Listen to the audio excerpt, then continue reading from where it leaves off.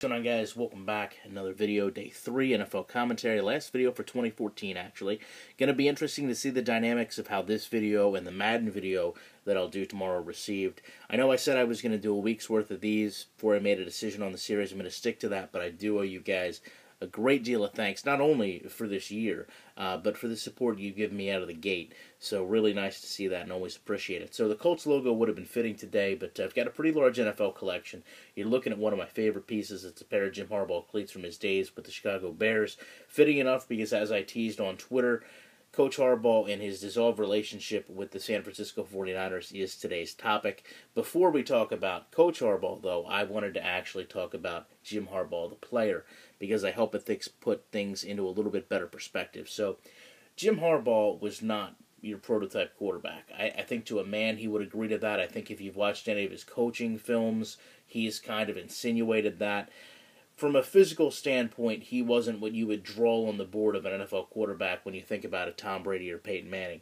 What made Jim Harbaugh a special person, not just a special player, was the leadership, the intensity, the intelligence that he played with. And not only that, but the way he made other players on the field get to his level. You know, at times it almost seemed like he played higher than what his capabilities were, and he demanded that of his teammates. And when you have a player like that, you can make average players good and good players great.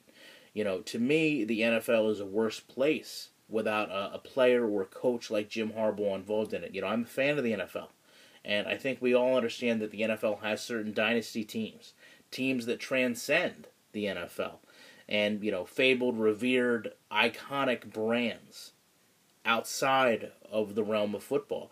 And I understand that not every team is going to win 12 or 13 games and go to the playoffs, but listen, the NFL is a better place, in my opinion, when the 49ers play well. I don't see a lot of benefit to having a team like that become a doormat. You know, to me, a franchise coach, like we could have had in Jim Harbaugh, is just as important and in many ways the same as hard to get as a franchise quarterback. You know, there aren't enough football minds with the proper skill set to fill 32 vacancies, and the 49ers should have known that better than anyone. You know, they can look back in their own book and see how hard it is and think of the struggles they went through, and what they're going to have to do to replace Jim Harbaugh is going to ultimately end up having a lot of judgment passed on the management of this team for letting him walk, no matter how mutual they want to try to act like this seemed. You know, the 49ers had went through some rough years. You know, they brought in high-profile coaches, in my opinion, Mike Nolan and Singletary. For the most part, though, things didn't improve. You know, in fact, you could actually make a case that in Singletary, things got worse. You know, think back to the I Want Winners rant and the Vernon Davis debacle. You know, those aren't things that are in line with a championship team or a playoff-caliber team. You know, really even a well-run football organization. Coach Harbaugh came in, retained a lot of that same personnel. You know, he drafted his own over time, but he also created a winning organization, and that's not easy to do.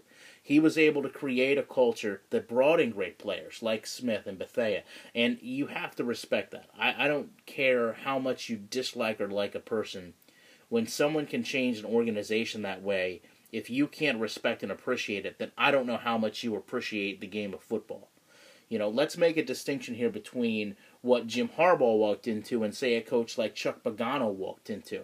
And I'm not saying that, you know, Pagano had it easy. I'm glad he's the Colts coach. I like Chuck Pagano a lot, but he didn't walk into the same turmoil and the same mindset, the same personnel issues.